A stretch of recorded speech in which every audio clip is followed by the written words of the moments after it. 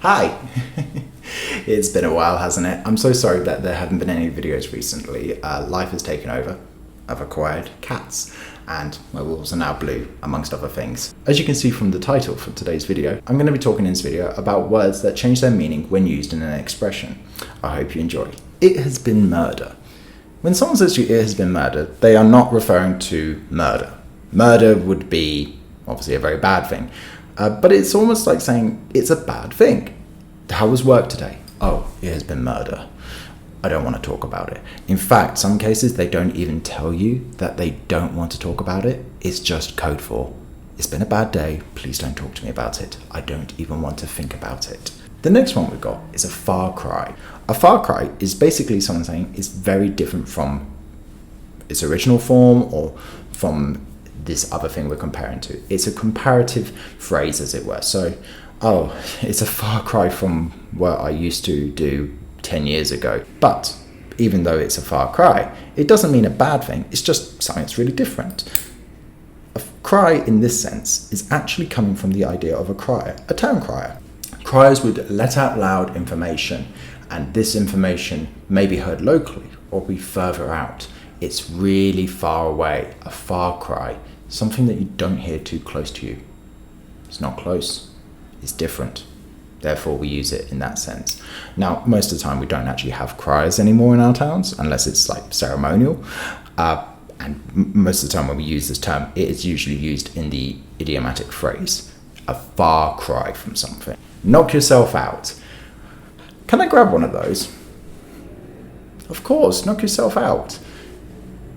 What does that even mean? It means yes, go ahead, take as much as you want, take as much as you need. Knock yourself out, go do it, sure.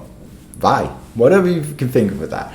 It's a way of saying like you give permission to it, especially if you're the person, maybe if it's like your fridge or, you know, it's maybe your drinks that you've brought to the party and someone's asking, politely, of course, and that there's just a way of just sort of casually saying, sure, go for it.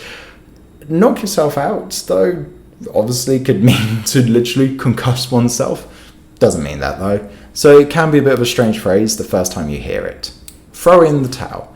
This expression, much more modern, probably coming about the last sort of 19th century, sort of saying about boxing, to throw in the towel. And it has the sort of same meaning, as it were, to give up, to stop. So you just go, you know what, I'm going to throw in the towel, I give up, I'm done with this. Jump the gun.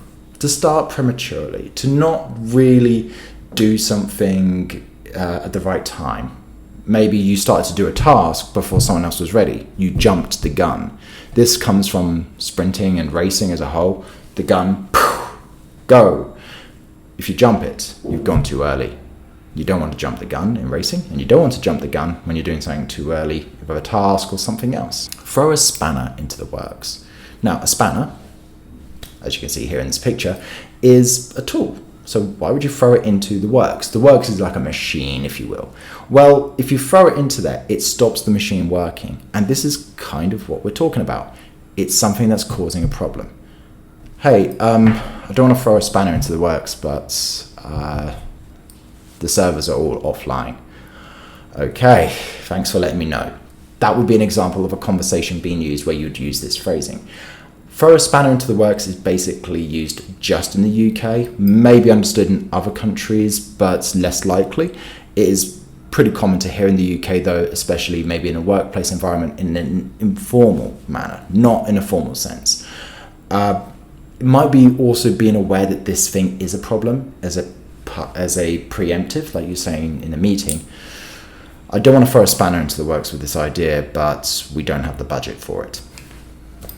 So thank you for watching today's video. I hope you've enjoyed it. I hope it's been of help to different students, as it were, and for any English learner. If you are advanced or just beginning, I hope this has served some sort of purpose to you. And if you have any suggestions for the next video, please feel free to drop a like and a follow and a message down below, as it were. If there's any questions about what I've talked about today, I'll be more than happy to clarify in the comments and stuff. So yeah. It's goodbye from me, it's goodbye from Bruce, and I hope you all have a lovely day. Bye.